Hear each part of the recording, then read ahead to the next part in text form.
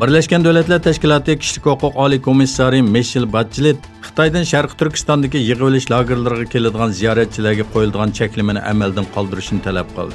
Erkin Osiyo radiosining xabar qilishicha, Bachelet yeziqcha bayonot e'lon qilib, Xitoy hukumatı bilan bo'lgan uchrashishlarning davomlashayotganligini, bu uchrashishlarda yig'ilish lagerlari masalasining muzokara qilinadiganligini bildirdi.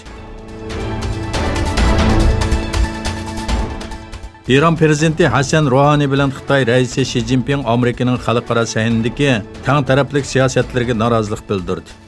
Hasan Ruhani e'lon qilgan yeziqcha bayonotga asoslanganda Shanxay hamkorlik tashkiloti davlat boshliqlari yig'iniga qatnashish uchun Qirg'izistonning Bishkek shahriga kelgan Ruhani bu yerda Xitoy davlat majlisi Xi Jinping bilan ko'rishdi.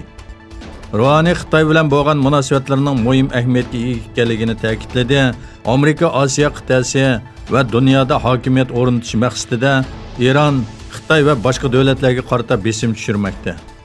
Amerikaning tang taraflamalik siyosatlariga qarshi Iran va Xitoyning keskin pozitsiyasi ham dunyo uchun, ham Osiyo uchun muhim dedi. Xitoyning bir balvoq bir yo'l strategiyasi haqida to'xtalgan Ruhani bu qurilishda muhim rol o'ynashga tayyor ekanligini bildirdi. Belgiya Davlat Kengashi Saudiya Arabistonga qurol eksport qiladigan FM Kristal va KMA ikki shirkatning ijozatnomasini bekor qildi. Belgiya hukumatı yuqorqi ikki shirkatning eksport ijozatnomasini amaldan qoldirish qarori chiqardi. Arab davlatlari bilan savdo kelishimlari bor bo'lgan bu ikki shirkat haqida chiqarilgan qarorning asosligi Saudiya Arabistonning asosiy huquqlarga hurmat qilmaganligi sabab bo'lganligi bildirildi. Angliya Tashqi ishlar ministri Jeremy Hunt Oman bo'g'izida ikki neft paraxotiga qilingan hujumning Iran tarafidan elib berilganligining qandoqli bo'lmasin aniq ekanligini bildirdi va Ironni tanqid qildi. Oqsaroy bo'lsa Trump bilan Shinzo Abening uchrashishida Oman bo'g'izida hujumga uchirgan va biri Yaponiyaga tava bo'lgan ikki paraxot haqida muzokara olib borganligini bildirdi. Oman bo'g'izdan o'tib ketayotgan ikki neft paraxoti oldingi kuni hujumga uchirganligi sababli Amerika dengiz armiyasidan yordam talab qilingan edi.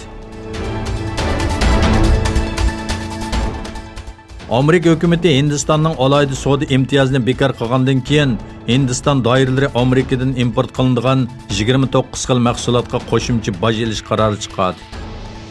Xabar qilinishicha, yangoq va olma qatorliq 29 xil mahsulotga qartilgan tambojni beji plani oldimizdagi hafta yo'lga qo'yildi. Amerika o'tgan oyda Hindistonning Washington bozoriga odil kirish imkoniyatini ta'minlamaganligi uchun imtiyozli davlat salohiyatini amaldan qoldirgan edi. Hindiston savdo ministrligi bo'lsa, Washington bunda qaror chiqargan bo'lsa-mu, lekin ikki davlat orasida kuchli munosabat o'rnatish uchun tirishchanlik ko'rsatadiganligini bildirdi.